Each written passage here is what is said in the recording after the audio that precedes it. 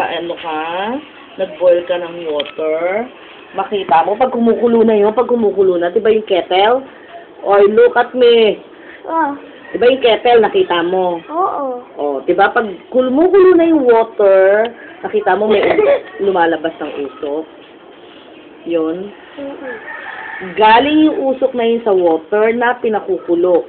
Pag tumagal yun, napakuluan ng pakulo, mauubos na yung water. Masusunog na yung kettle. Paano iinumin? Wala na. Wala na nga. Anong yung phase? Ano yun? Phase ovulation. Evaporation. Evaporation.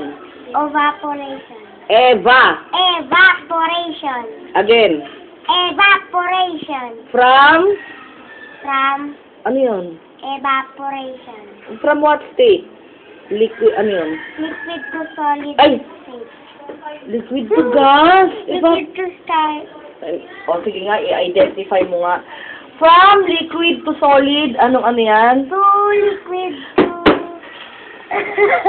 From liquid to solid. Huh? Anong phase yun? Saan ang number? Tingnan mo dyan. Liquid to solid. Yan. Ano nga yun? I-give it a phrase. Example? No, I'm not asking for example, diba? I did not say example. What I gave was...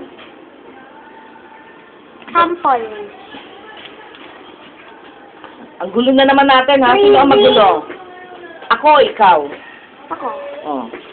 Ayoko na magulo. Freezing. Ayan, melting from liquid to solid. Solid state. Oh, condensation Condensation from liquid to gas. Okay. Freezing